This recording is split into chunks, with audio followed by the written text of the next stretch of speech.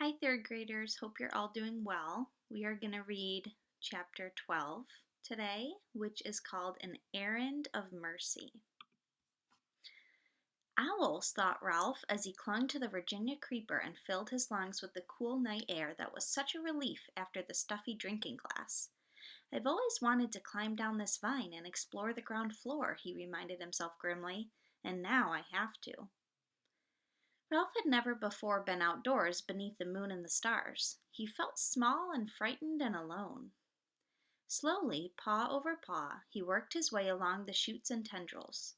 An owl, uncomfortably close in a pine tree, hooted, and Ralph huddled, shivering in the shadow of a leaf, aware that he was losing precious seconds.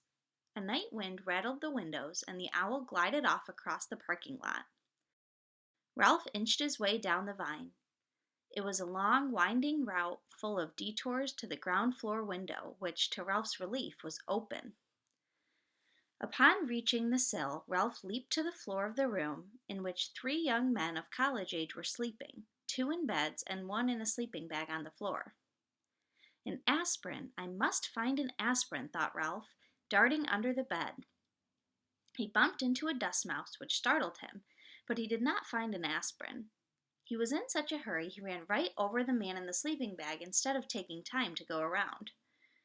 There, under the dresser, gleaming in a shaft of moonlight, he saw a round white pill. He went closer. Yes, it really was an aspirin tablet. At last! Ralph was positive it was an aspirin and not some other pill because it had letters stamped on it. Ralph could not read the letters, but he knew they stood for an aspirin. He had been warned about them often enough. Now all Ralph had to do was figure out how to get the pill upstairs to room 215. Telling himself that in spite of all that had happened that night, it could not be much past 1 o'clock in the morning, Ralph half pushed and half rolled the aspirin tablet around the man in the sleeping bag to the door. He shoved it under the door and with great difficulty squeezed under himself. The first floor carpet was thicker and of better quality than that of the second floor. Ralph worked his way with the aspirin down the hall to the lobby where the night clerk was asleep on a couch. The glassy eyes of deer heads mounted on the knotty pine walls seemed to stare at Ralph. So did the giant eye of the television set. Slowly he moved his precious load across the lobby to the stairs, and there he stopped. How could he manage to get that aspirin up those stairs? He picked it up and tried lifting it, even though he knew he could not reach the first step with it. The night clerk tossed on the couch and made a gobbling, snorting noise. Ralph dropped the aspirin in a panic and looked wildly about for a hiding place. With one terrified leap, he dived under the grandfather clock between the elevator and the stairs. It was immediately plain from the dust that no one ever cleaned under the clock. Ah, ah! Ralph struggled to control a sneeze. Above him, the works of the clock began to make grinding noises. Achoo! The sneeze could not be held back. Bong! The clock struck 1:30, forcing Ralph to clap his hands over his ears. How his famous ancestor, the one that ran up the clock, hickory-dickory-dock, stood the racket he did not know. Peeking out, Ralph discovered the night clerk had slept soundly through the din, so he ventured out from under the clock to continue his struggle with the aspirin tablet. Since carrying the pill up the stairs was impossible, Ralph had to find another way. The elevator? Ridiculous. A mouse could not run an elevator. Then, quite unexpectedly, a whole plan of action popped into his mind. Ralph had a genuine inspiration. First, he rolled the aspirin to a safe place behind the ashtray stand beside the elevator. Then, empty-pawed, he climbed the stairs to the second floor and ran down the hall to room 215, where he squeezed under the door. Keith was still half awake, his eyes glinting with fever under their heavy lids. "Psst," said Ralph. "I found an aspirin for you." Murmured Keith. "An aspirin tablet. I found an aspirin." "Where is it?" Keith was more awake now. "Down on the first floor." "Oh." Keith was obviously disappointed. "Now wait," said Ralph. "I can get it up here, but I've got to have some help. You'll have to let me take your sports car." "You're too young," mumbled Keith. I am not. And it was true that Ralph felt very much older than he had when he lost the motorcycle.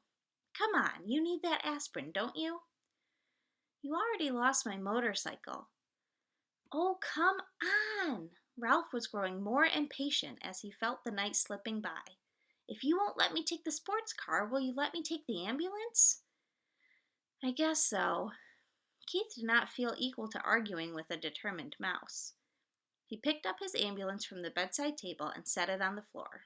Here. One more thing, said Ralph anxiously. Do you think you could manage to open the door for me? I know you feel terrible, but it is the last thing I'll ask, honest, and I promise I'll have the aspirin up here in no time. Keith sighed, but he slid his feet out from under the sheet and, hanging onto the bedside table, reached over and opened the door. Ralph was already seated in the white ambulance with the red cross painted on the side. Wee, wee, wee.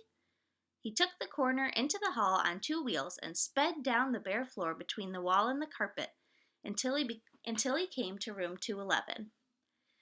Here he slowed down and then went, wee, wee, wee, good and loud.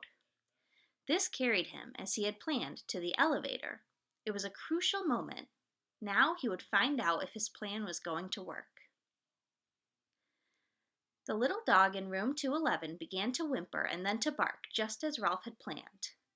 In a moment, the door opened and the man stumbled out with the little terrier in his arms. Oh, all right, he grumbled. I'll walk you. Shut up, will you?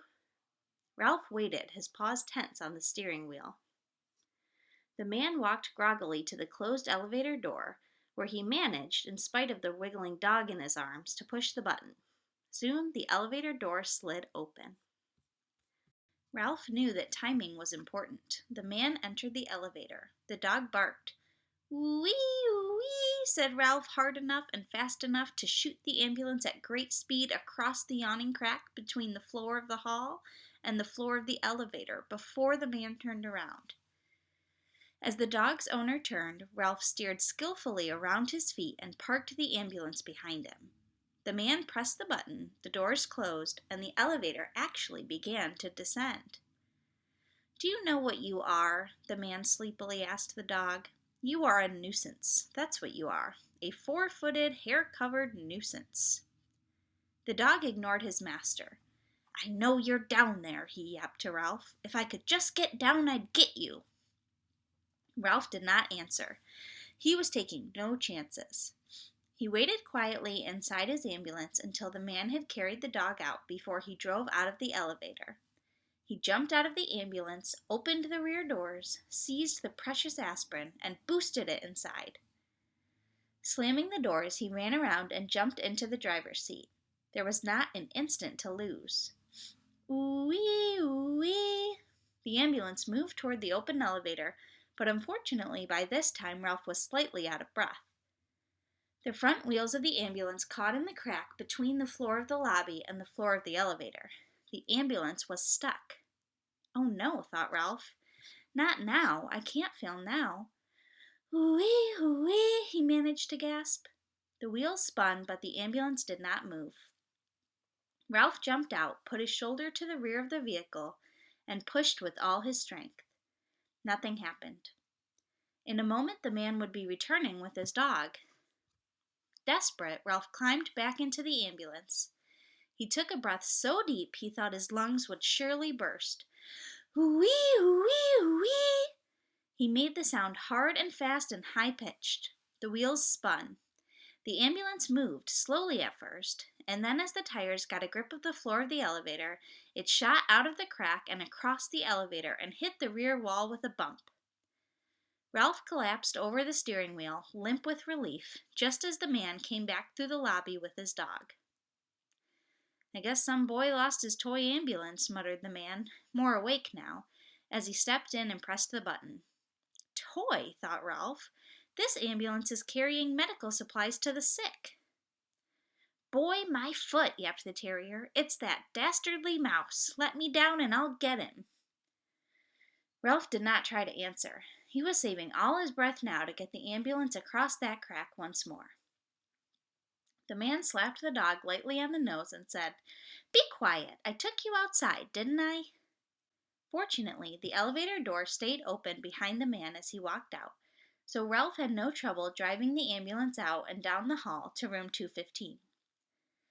The door had blown shut, but he did not care. He jumped out of the ambulance and ran around to the back, where he unloaded the aspirin, shoved it under the bedroom door, and squeezed under after it. "Hey, Keith, I've got it!"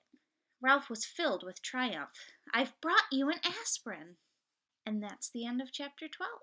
So we have one chapter left. Chapter 13 is called A Subject for a Composition. So we will read that next time. Bye.